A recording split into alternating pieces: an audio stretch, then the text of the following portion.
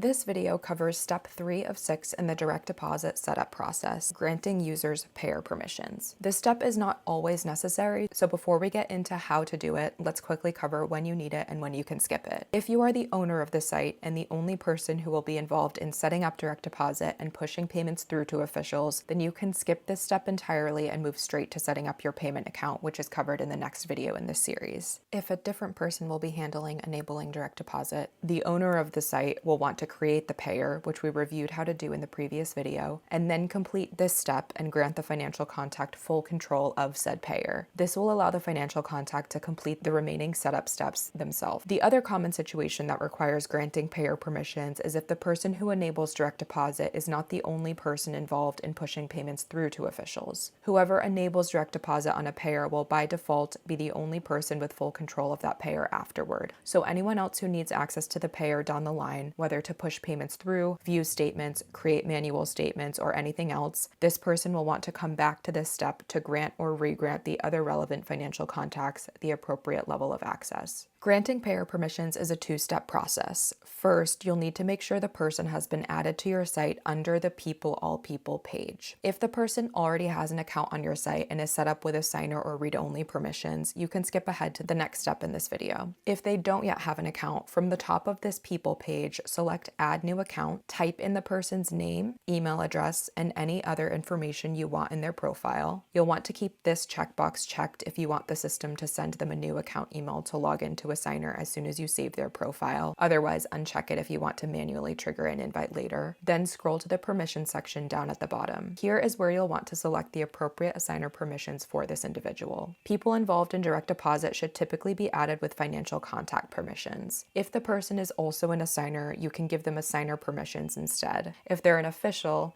it's fine for them to have both official and either financial contact or Assignr permissions alongside that. When you're ready, select Save. Okay, once the user has been added to your site, you'll then want to grant them access to the payer itself. To do this, navigate to Financials, then select your payer name. From there, select Settings, then select Permissions. Select Add Permission, and from the drop-downs, select the user you want to grant access to and the level of permission you want them to have. There are several permission levels available depending on how much access you want to give someone. Let's review what each of them does now. Full control gives the user complete access to manage all aspects of the payer, including setup, bank transfers, permissions, and paying officials. This is the level you'll want to assign to whoever is responsible for the full direct deposit process. View allows someone to see payer information without being able to make any changes. Manual entry lets a user manually add a statement or mark one as paid, but does not give them access to bank information. Initiate ACH payments allows a user to initiate a payment, but does not give them access to bank account or transfer details. Manage statements lets a user manage statements without access to bank account or transfer information. Hiring manager allows a user to manage the hourly module within the payer, and manages 1099s allows a user to manage 1099s within the payer. So you'll just want to select the appropriate permission level, then select Save. Again, if you're trying to give someone the ability to set up direct deposit for the payer and push payments through, you'll just want to give them full control. And that is all there is to it for granting payer permissions. If on the flip side you ever need to remove someone's access, go back to Financials, your payer name, then select Settings, Permissions, select the permissions to the right of the person whose permissions you want to remove, and choose Yes, Revoke Permissions. Note that only an individual with full control of the payer will see the option to revoke an individual's payer permissions. Alright, if you're watching this as part of the direct deposit setup process, then whoever is responsible for finishing enabling direct deposit can now move on to the next step in the setup process, setting up a payment account, which we cover in the next video in this series.